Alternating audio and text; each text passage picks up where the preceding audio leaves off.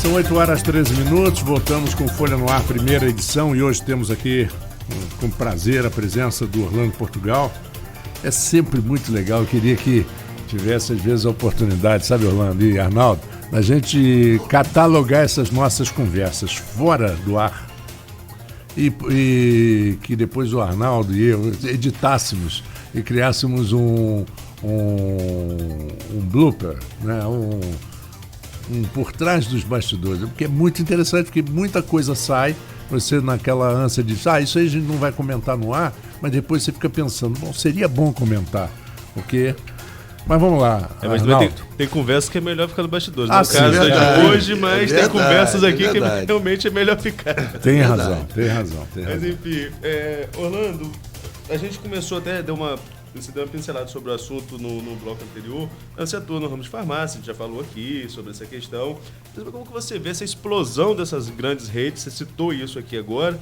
E também, existe pessoas que especulam que essa seria uma forma, inclusive, de lavar dinheiro. Você já ouviu falar algo sobre isso? Acredita que isso possa ser verdade? E depois, emendando nessa pergunta, não teria uma regra para número de farmácia por número de habitantes por cidade? Porque a gente vê crescer, a gente fala muito aqui de Campos, e a gente estava comentando aqui no intervalo, agora eu moro lá em São João da Barra também, surge uma farmácia quase que em cada esquina. Como que funciona essa questão? Pode abrir tanta farmácia assim? É liberado? Não Olha só, Arnaldo, depois da Constituição de 88, todo mundo é livre para empreender em qualquer lugar. Mas cada município pode regrar o seu espaço urbano, né? Uhum. Então, longe de qualquer crítica a qualquer governo que esteja, ou que já passou, que venha a vir, que venha a acontecer, mas o regramento é como na nossa casa. Se eu sei que o lixeiro passa segunda, quarta e sexta, eu tenho que botar meu lixo na porta da casa segunda, quarta e sexta. Claro. Né? Se eu tenho um município com mais de 4.000 quilômetros, tá? E eu tenho que dar, se vocês não sabem, farmácia, ela é compreendida como uma unidade de saúde que dá apoio à questão de saúde municipal. Porque a autorização de farmácia é privativo da vigilância sanitária local, que hoje é descentralizada do governo do Estado. Então, Campos tem uma vigilância sanitária. Eu não sou gestor municipal, mas se eu fosse gestor municipal, dentre outras coisas, eu faria a questão de interesse público. Eu tenho interesse público de colocar mais farmácia na Pelinca? Não, eu não tenho. Eu tenho interesse público para levar para a população que eu assisto nos mais distantes distritos do nosso município. Então, ponto. Eu tenho como fazer esse ordenamento no plano diretor. Agora, é uma questão de sensibilidade, de conhecimento, de visão. Eu não dou, pelo amor de Deus, gente, eu não estou dizendo que não tem visão, que não tiveram visão, mas essa é a questão. Isso é questão de Brasil. Tá? Mas se eu cuido da minha casa, eu dou ordenamento da minha casa. Em relação você me perguntou se existe um padrão, a Organização Mundial de Saúde diz o seguinte, que é uma unidade de farmácia e drogaria, para cada 4.000 habitantes. Então, se nós em Campos hoje nós temos em torno de 350 farmácias, nós temos nada menos do que farmácias para uma população de 1.400.000 habitantes. Ou seja, completamente fora de qualquer tipo de padrão. Né? Que prejudica a todo mundo. E prejudica todo mundo. Agora, eu vou dizer vou um pouquinho mais longe. Tá? Seria muito importante, porque aí hoje está muito visível hoje a questão do judiciário no nosso Brasil, né? Toda a questão. Agora, por que o Ministério Público Estadual e Federal, tá, não vem esclarece para a população o que significa essas empresas hoje? Eu posso dizer para você que eu comecei numa loja de 33 metros quadrados alugados há 29 anos atrás, tá? E hoje eu tenho 5 lojas. Depois de 29 anos de muito trabalho, eu e minha sócia, tá? Mas a gente vê em Campos uma loja atrás da outra abrindo a cada mês. Da onde vem isso? Certo que não cabe a mim responder. Cabe ao Ministério Público Federal e Estadual. Como que é feita essa entrada de recursos dessas empresas? Se são SAs, se são grupos de investidores? Eu acho que a população merecia uma resposta dessa. Com certeza. Eu sabia, em São Paulo, tem aquela drogaria São Paulo, em São Paulo. Não é de São Paulo mais. Não é de São Paulo mais. Não, é da Raia. É da Raia. E um dos donos da Raia, é a única coisa que eu sei, um dos donos da Raia chama-se Carlos Alberto Pires, Caco Pires, que hoje é presidente do Conselho Administrativo da Camargo Correia. E dono da... Não era, nem sei mais se ainda é. Não, mas não deve ser, porque hoje... Não deve ser mais. O que aconteceu, Arnaldo? Aí vem o governo federal. Como que eu permito que duas gigantes do mercado se juntem? Aí é o CAD, né? É o CAD. Como que a Drogazil e a Raia se juntaram. Elas fizeram... Tá? E quando elas se juntaram, a informação que a gente tem é que lançaram ações na Bolsa de Nova York. E aí houve uma entrada grande de dólares, né? E recursos, onde elas tiveram como um plano de ampliação, abrir não sei quantas lojas no Brasil.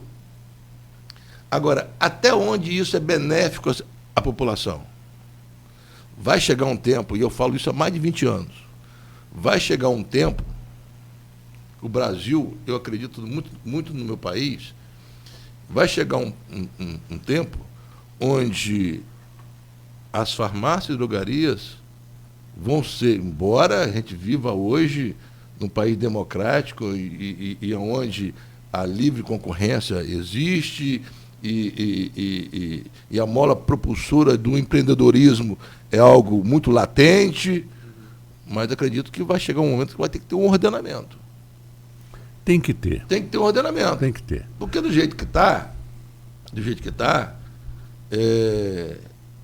todos os empresários locais de todas as cidades do nosso Brasil, que viveram a vida toda lá no balcão do seu estabelecimento, de segunda a segunda, dando todo atendimento, muitas das vezes, pela falta de atendimento das cidades, o farmacêutico ele era o grande médico da cidade. Né? Era ele que atendia, que dava ponto, tirava bicho de pé e fazia curativo. Era ele, tirava cisco da vista, aplicava injeção. Isso há 20 anos, 25 anos atrás, eu fazia na minha empresa, que eu limpava do chão a prateleira. Né? Eu comprava, vendia, eu abria, eu fechava. Eu e minha sócia, a gente fazia tudo. Tá?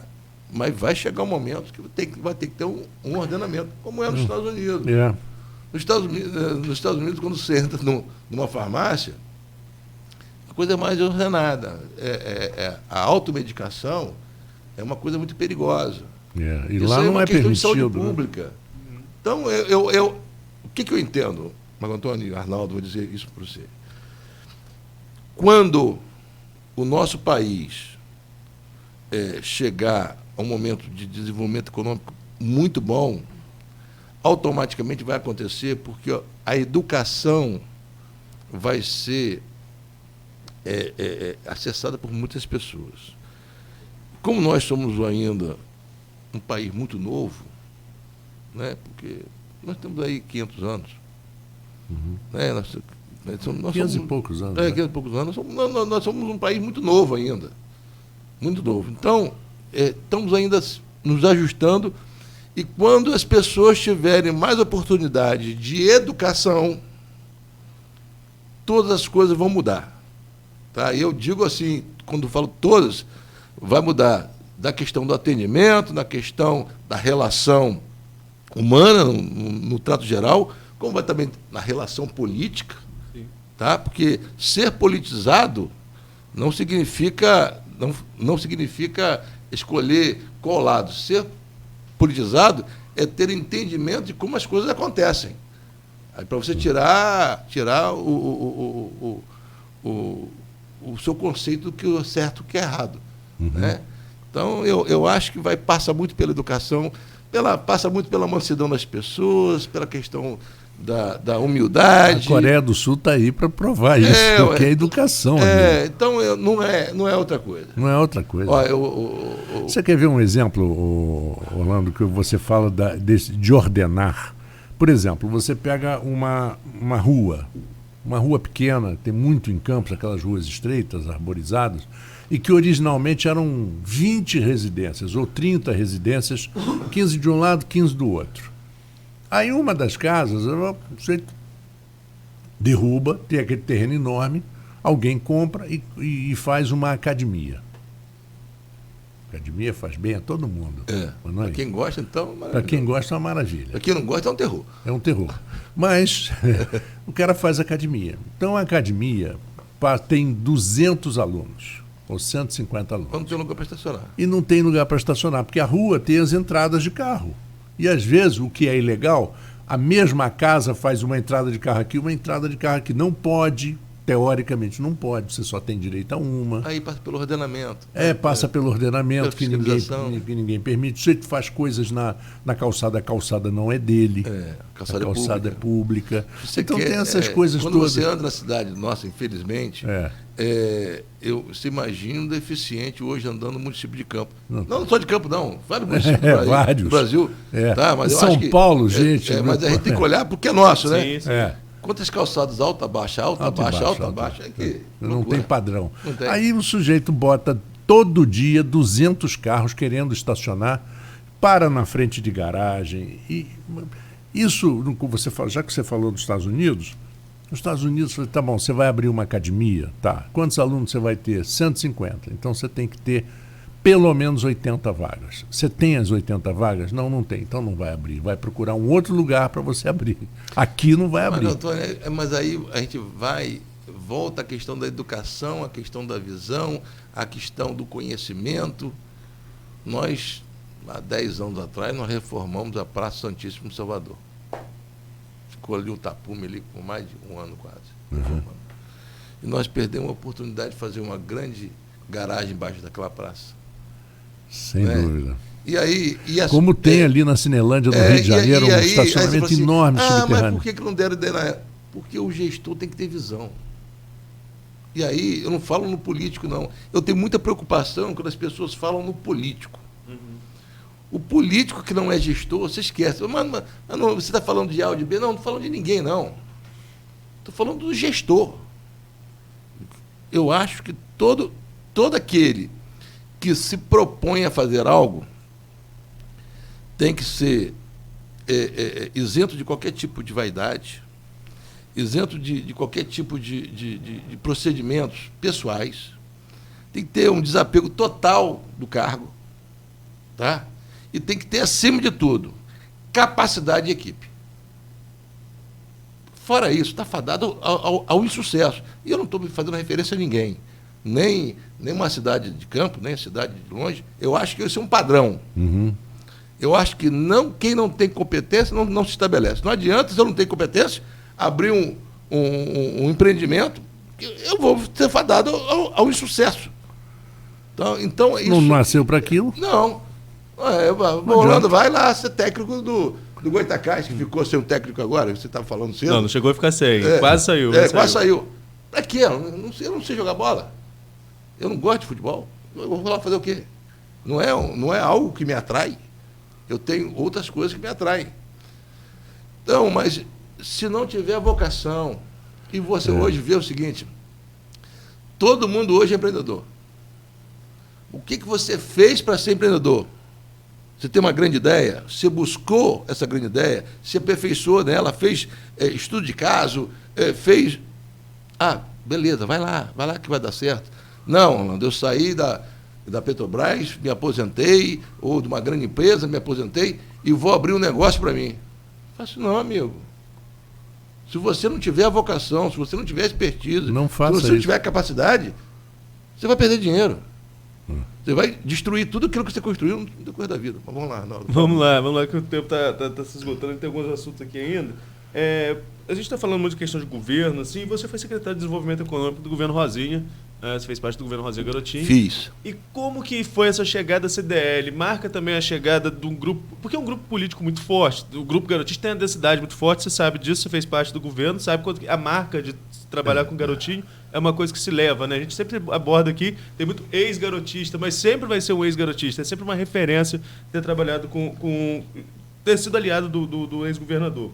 E... Quando você chega à CDL, chega também uma marca do grupo garotista de alguma forma? Chega de alguma forma política à CDL? Não, eu posso garantir para você que não. O Orlando Portugal é único. As pessoas de vez em quando perguntam, Orlando, você participa de algum grupo político? Eu sou um ser político. Tá? Eu sou um ser político desde a época de escola, que eu era representante de turma. Sim. Depois, diretórios de escola, diretório acadêmico, a vida toda foi isso. Tá? Fui secretário com muita honra do governo da Rosinha Garotinho.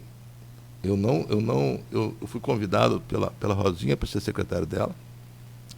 Desempenhei meu papel dentro da plenitude, o máximo que eu pude fazer. Desenvolvemos alguns projetos. Posso citar como Festival do Petisco Farol, Festival Gastronômico em Campos dos Goytacazes, o primeiro inventário turístico do nosso município foi feito na nossa gestão, várias empresas que nós buscamos para estar aqui, algumas ficaram, outras não ficaram. O projeto mais importante do nosso município na área de desenvolvimento, que infelizmente ainda está latente, que é Barra do Furado, então eu tive à frente daquele projeto por muito tempo. E dizer o seguinte, Campos tem que esquecer, opinião do Orlando. Os grupos Garotinho, o grupo Viana, o grupo Barbosa, esquece o grupo. Se todo mundo se unir, essa cidade estaria muito melhor do que está hoje. Então, nós somos os caranguejos que ficamos entre o mar e as pedras. Nós, população. Tá? Quero dizer para você que eu não me arrependo em momento algum de ter servido como cidadão, deixar bem claro isso, como cidadão, ao meu município, num chamamento de um cargo de confiança do governo da nossa prefeita Rosinha Garotinho, a quem eu tenho uma admiração e compactuo com o trabalho dela, que ela sempre foi uma guerreira. Agora, política e desdobramentos políticos, eu prefiro até ficar meio fora disso, porque embora eu seja um ser político, eu fui dentro de uma área muito técnica. Até no período do governo foi onde eu fiz minha pós-graduação em gestão de cidade e planejamento urbano, que eu entendi como secretário que eu tinha que entender o que eu estava fazendo. Então, o que eu estava fazendo englobava desenvolvimento econômico, que era a minha pasta. Desenvolvimento econômico não é simplesmente a questão da economia. Vários fatores no entorno do governo faria com que nós tivéssemos um desenvolvimento econômico. Foi um momento onde Campos teve uma grande participação de royalties. Tá? Se você andar pela cidade, e como a gente andou, a cidade toda, eu conheço Campos de Chaves de Santa Maria ao Xexé, né? Você deve conhecer. E eu vi a cidade muito feliz. Aí você vai falar, mas, Rolando, você quer dizer que o governo Rafael Diniz fez com que as pessoas ficassem tristes? Não. Eu não estou falando isso. Eu estou dizendo que nós tivemos um momento melhor e nós tivemos um momento... Hoje a gente vive um momento no Brasil, não é Campos exclusivamente, que não é muito favorável. Infelizmente, foi no momento dele. Por exemplo, o técnico do Goytacás, nas épocas gloriosas do Goytacás, lá que ganhava de todo mundo, né? Então, era um momento de bom. Hoje o momento não está tão bom. Você citou, por exemplo, a questão de royalties, o governo Rosinha, como você mesmo colocou, foi o auge da arrecadação de royalties daqui da região. Né? Campos era primeiro lugar. São João da Barra também recebeu muito. Enfim, hoje nós temos Maricá e Niterói. Hoje o que vive Maricá e Niterói, justamente. Maricá e Niterói. E existe essa perspectiva da partilha dos royalties, né? Que a gente tem batido muito nisso aqui nesse julgamento de 20 de novembro. Com a partilha, a arrecadação do município cai em 1/3. Por que isso impacta no comércio? Porque quando atrasa, como está atrasado aí o pagamento de RPA, houve problema também ontem no pagamento do servidor efetivo, por questão de ponto biométrico, alguns que não registraram a biometria, não fizeram ali o cadastramento ou bateram o ponto todos os dias, e tem muita gente reclamando sobre isso. Quando há um impacto na folha de pagamento municipal, isso reflete no comércio. E se cair aí essa questão do royalties, o cenário é ainda pior? Arnaldo, um mestre andava com o seu discípulo e ao passar por uma casinha, viu lá uma luz acesa e, ao bater na casa, aquela família vivia com uma vaquinha. O leite com a vaquinha dava. E aí, quando saíram dessa casa, o mestre falou para o discípulo dele: empurra aquela vaca lá no precipício. Mestre, você vai matar toda essa família, eles vivem dessa vaquinha, empurra lá essa vaca no precipício. E o discípulo foi lá, empurrou a vaca no precipício e matou a vaca. E foram embora na sua caminhada. 5, 6, 10 anos depois, o mestre desse mesmo discípulo passaram por lá. Tá? E ao chegar, encontraram aquele sítio, não era um sítio mais, era uma fazenda maravilhosa, plantação e mais plantação, tá? Uma agricultura forte, uma economia forte daquela família. E aí o mestre e o discípulo pararam lá e falaram o seguinte: o que aconteceu? Passei aqui há 10 anos atrás, era tão pequenininho, hoje está tão pujante, tão bonito. E aí a família falou assim: olha, você não vai acreditar, nós vivíamos de uma vaquinha.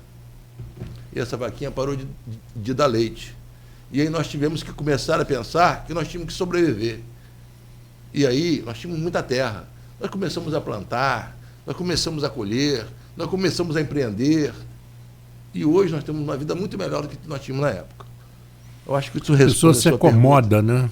Às vezes se acomoda. Olha, Marco Antônio, eu vou dizer para você aqui. Muitas das vezes, o pior sentimento do ser humano é o sentimento de pena. É horrível. Pena de alguém. Sim. É algo que nos deixa muito, muito triste de sentir pena de alguém.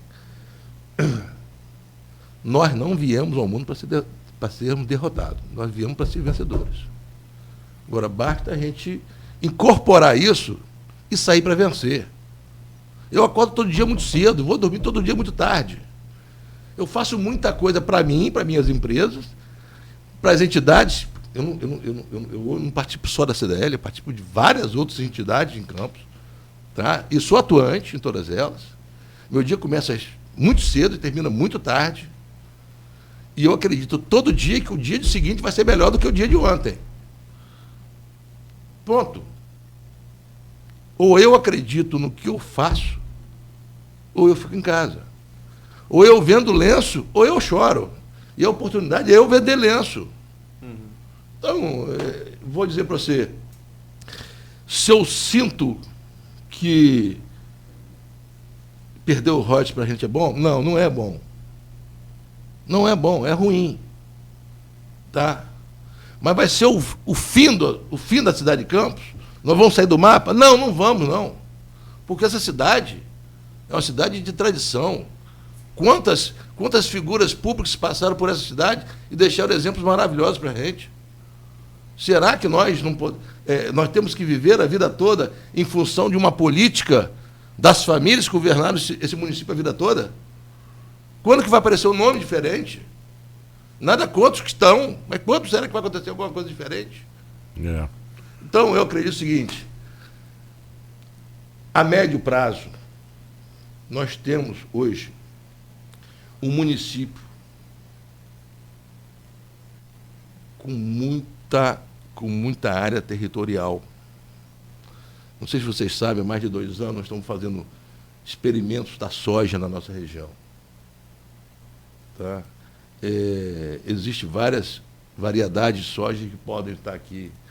Nós temos hoje um eixo intermodal, que é a Estrada de Ferro, é F-118, que vai passar por aqui. Uhum. Nós temos uma BR-101, nós temos um aeroporto aqui, que pode voltar a ser alfandegado. Nós temos o Porto do Açu. Gente, nós temos tudo. Nós temos o manancial, nós temos o maior rede de canais para irrigação. Nós temos tudo. Falta alguém com vontade para fazer. Nós temos tudo. Aonde que está escrito que nós não temos que nos mexer? E aí, Arnaldo, eu já falei que falo muito, né? Aí eu volto lá. Quantas pessoas eu vejo, a gente faz parte de vários grupos, e eu não faço comentário em grupo nenhum. Eu só vejo. Né? E olha só, nós temos 15 candidatos a prefeito. 15 candidatos a prefeito. Se temos tanta gente candidata a prefeito, cadê os grandes projetos? Ou são projetos pessoais? Será que esse legado que eu vou deixar, eu aos 54 anos, hoje na presidência de uma entidade que eu acho que é uma das mais importantes de Campos, que tem voz, será que esse é o legado que eu vou deixar para a minha cidade? Esse é o legado que nós vamos deixar para a nossa cidade? Onde nós não vemos nada que possa falar assim, esse é um bom projeto, aí eu vou falar para você, o projeto de transporte público é um bom projeto, mas existe uma distância muito grande entre o projeto e a execução dele. Sim.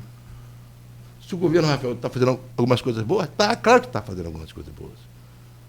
A gente vê isso latente aí, a gente vê a questão de alguma coisa na educação, alguma coisa, a gente vê. Não era como era antigamente? Não era, porque ele não tem o recurso que tinha antigamente. E muitas vezes aquele recurso que se teve antigamente também não foi bem usado. Nós temos um orçamento hoje de 2 bilhões de reais, nós temos 1 bilhão e 100 milhões de folha de pagamento, temos mais 780 milhões para dispensar a saúde. Incharam muito a máquina no período de royalties? Eu não posso afirmar. Isso não é um governo que está falando. Eu sei, olha só. Aí eu volto à máxima. Gestão. Aí você ouve todo mundo falar de gestão. Na minha empresa, eu faço gestão dela todo dia.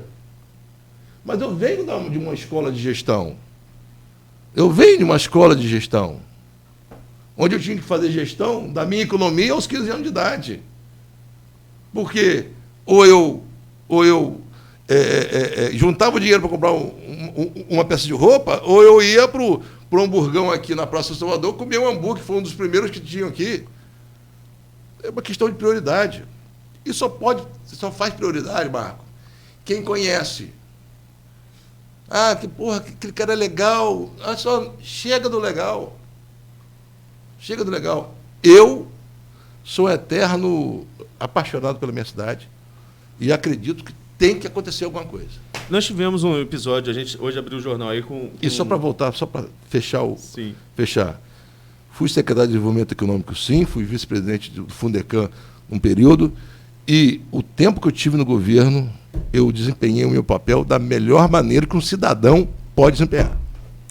Nós tivemos a manchete hoje, a gente fala sobre uma troca de farpas nas redes sociais entre o deputado Vladimir Garotinho e o secretário de governo Alexandre Bastos. Recentemente teve um episódio também envolvendo você como presidente da CDL, né? O Bastos chegou a dizer que você estaria usando a CDL como palanque eleitoral e falou de algumas ações como o Vivo Centro que estariam para ser realizadas.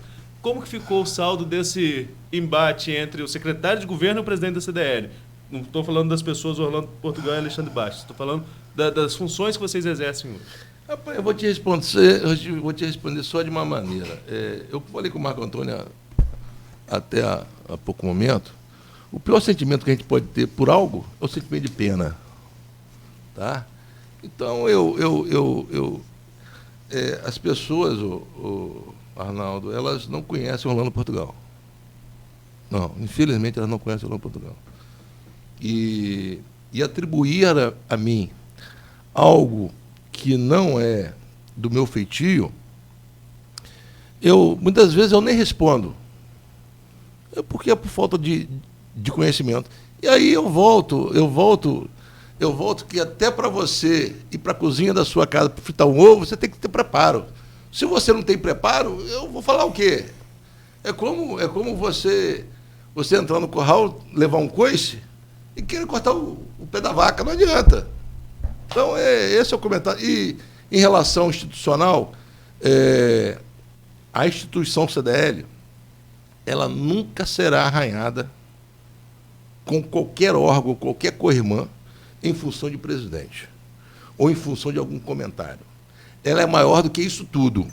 Agora, deixar claro que o que foi atribuído a mim, tá, foi uma leviandade, porque não foi intenção, até porque não foi uma decisão do presidente. O presidente, hoje, ele é muito comedido no que fala, ele é muito responsável nas suas atitudes. Tá? Eu tenho uma relação com o prefeito Rafael Diniz, uma relação muito boa, mas muito boa.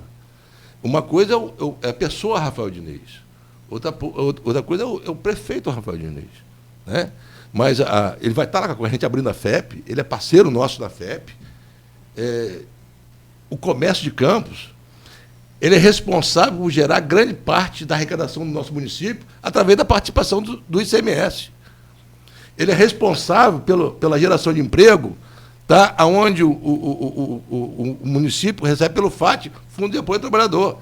Então, falar que a gente não tem que ter uma relação boa, onde os interesses são comuns. A gente está com o horário estourado, estou olhando até 8h44. Vou tirar um dia para a gente conversar uma semana. Virar para 8h45, mas vou emendar duas perguntinhas para você só rápido na resposta também, por favor.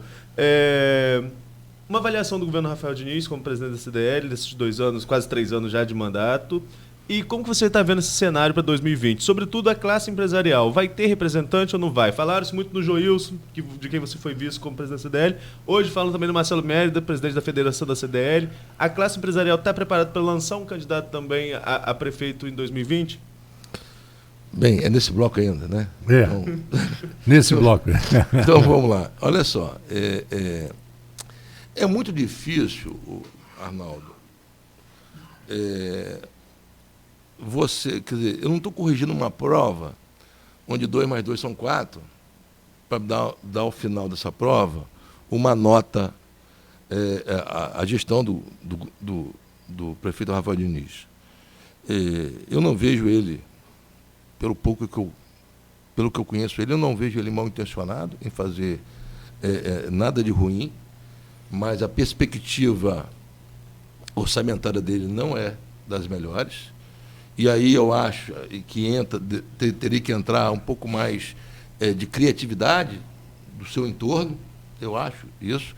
Aí você me perguntou lá atrás, eu sou presidente da CDL este ano, e eu fui vice-presidente no ano passado do Joilson, e o secretário de governo, que é alguém que tem que interagir com todas as classes, nunca deu a honra de estar lá na casa para conversar algo com a gente. Então, eu acho que, respeitando a maneira de trabalhar de todos eles, mas eu esperava, não é que eu esperava mais do prefeito de Campos, eu esperava que nossa cidade estivesse melhor. Porque se a cidade está melhor, fica melhor para todo mundo. Quantificar a nota, eu teria que comparar ele com alguém. Tá? Agora, eu posso comparar que uma cidade bem menor, com orçamento bem menor, bem ao nosso lado aqui, de Cachoeiro do Itapemirim, que nós temos lá um prefeito que se dedica, que vai para a rua, que faz jardim, também acho que tem a liturgia do cargo, não sei nem se seria tão coisa de fazer do jeito que ele faz, mas é alguém que trabalha muito. Aí você fala, você acha que o prefeito não trabalha? Não, eu acho também que ele trabalha muito, mas a cidade é muito grande, a dimensão é muito grande, tem que ter um conhecimento muito, muito grande. Ele passou pela Câmara dos Vereadores durante 4 anos, existe um portal da transparência, onde ele teria condição de entender todos os fatores e atores que envolviam o município. Ele entra numa campanha eleitoral e ganha no primeiro turno. Tá? Então, ele tem tudo para ter um governo nota 10. Né? Tem tudo para ter um governo nota 10. Mas aí, no decorrer disso, as coisas não acontecem. Não pela falta de vontade dele, não pela falta de trabalho dele, mas pela uma questão orçamentária. Tá? Agora, eu prefiro me abster de dar qualquer tipo de nota de 0 a 10. Uhum. E outra pergunta? A outra foi sobre a classe empresarial ter um candidato. Bem, olha só. Eu falei aqui o tempo todo que ter conhecimento para tocar negócio ou para gerir algo, eu acho que vai do conhecimento, da formação, da educação, da vontade, da falta de falta de qualquer desejo outro que não seja desenvolver o bem comum. O Joilson, é uma pena, mas eu tinha quase convicção que ele declinaria dessa questão. É um empresário de sucesso, dentro das suas simplicidades, da sua força de trabalho, mas que tem muitas empresas para tomar conta. Tá? Então não tem jeito. O Marcelo ele é um grande nome. Marcelo é um grande nome. Tá? Ele é gestor, ele também participou do governo Rosinha lá atrás, né? Foi subsecretário, foi vice-prefeito em Talva, tem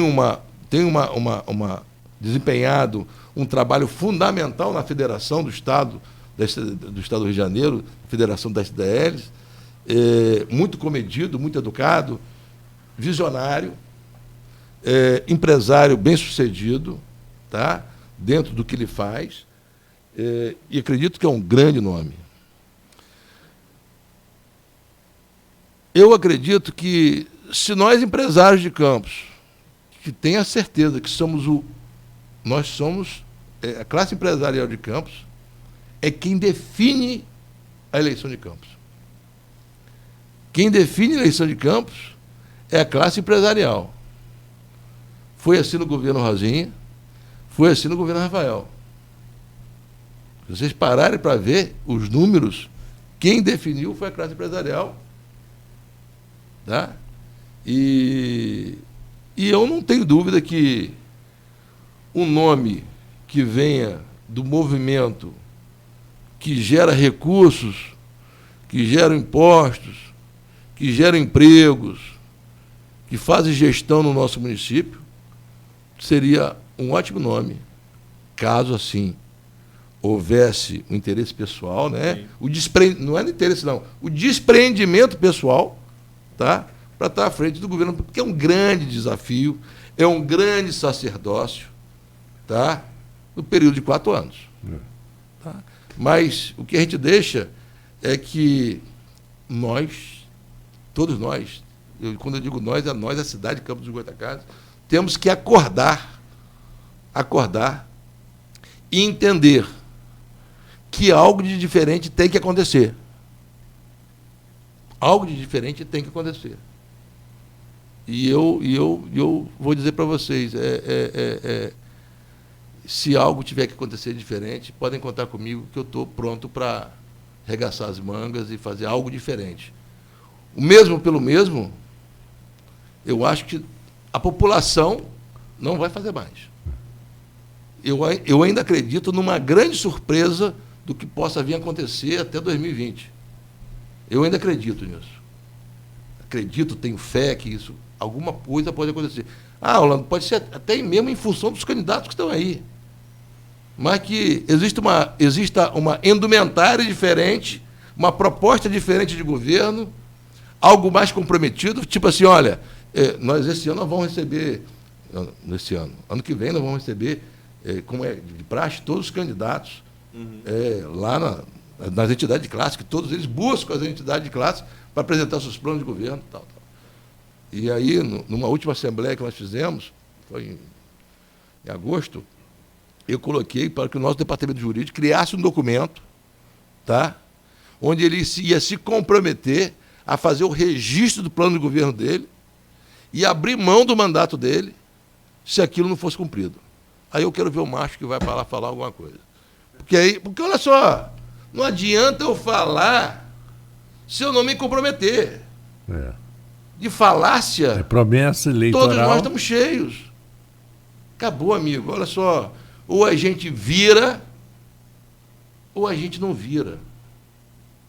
Eu sou eterno apaixonado pela minha cidade. Aqui eu fiz minha vida, aqui eu crio os meus filhos, aqui eu vou ser enterrado. Eu gosto disso aqui. Eu fazer o quê? Eu amo minha cidade. E aí, uma coisa é você gostar da sua cidade, uma coisa é você morar na sua cidade, outra coisa é você incorporar de ser campista. Eu sou campista. Fazer o quê? Eu sou campista. Tá? Eu estudei em escola pública a minha vida toda, eu fiz minha faculdade com bolsa, eu fiz escola técnica federal porque era de graça, eu andava de bicicleta, eu andava do ônibus da linha 7, empurrado, carregando régua-T, porque também sou técnico de edificações. Trabalhei muito nessa cidade, para ver nossa cidade do jeito que está, com a população sofrendo do jeito que sofre, com os empresários passando pelas situações mais eu ontem falava com um amigo Agildo da Gavião de Ouro, eu falei assim, Agildo, eu não esperava que eu fosse trabalhar tanto na minha vida, passar tanto aperto aos 54 anos de idade. Eu trabalho desde os 11 anos de idade. Então, mas tem jeito, mas eu acordo todo dia com a mesma disposição que eu acordava há 20 anos atrás. Eu acho que é isso que a gente tem que fazer. Todo mundo trabalhar, arregaçar a mão. E o mais, Marco Antônio, o mais, Arnaldo, se eu falei muito, eu sou falador mesmo, não tem jeito, tá? Eu deixo aqui o meu agradecimento tá aqui. E, para terminar, amanhã, às 14 horas, a 30ª FEP, completando 20 anos, nós vamos ter o hasteamento do pavilhão pela primeira vez na FEP. Nós mandamos convite para todo mundo, nós vamos estar lá, todo mundo motivado. O consumidor vai ter lá desconto de até 70% de produtos de muita qualidade. E a gente agradece a todos os parceiros logísticos que estão lá com a gente, acreditando nesse grande projeto que é a FEP, que não é um projeto só da CDL, é um projeto de campus hoje. É a feira mais longínqua do interior do estado, de maior tamanho é a FEP, e abertura amanhã, e que os consumidores estejam lá para adquirir seus produtos e fazer com que a gente consiga girar a mola do desenvolvimento econômico do nosso município. Muito obrigado, Orlando. Obrigado, você, Marco Antônio. Desculpa aí se eu me alonguei. Não, foi muito bom o papo. Muitas vezes a emoção, é muito comum isso, quando a gente fala de algo que a gente ama, a emoção, muitas vezes, é verdade. Ela extrapola um pouquinho. Agradeço também, Arnaldo. Arnaldo, amanhã, Folha no Ar, primeira edição, a partir das 7 da manhã. Antes de entrar aqui, eu falei, Arnaldo, você fala sem respirar, hein? Eu acho que eu te ganhei, Arnaldo. Amanhã, às 7 horas. A princípio, nossa entrevista está pré-agendado com o Tito Inojosa, falando sobre a sua sim, claro. Grande Tito. E a gente vai estar confirmando daqui a pouquinho no Folha 1, já e trazendo também na edição de amanhã da Folha da Manhã. Um abraço a todos, ao ouvinte que nos acompanhou, agradeço bastante, e nós seguimos agora com a Manhã Folha e o melhor da música para você na 98,3. A rede de drogarias Leopold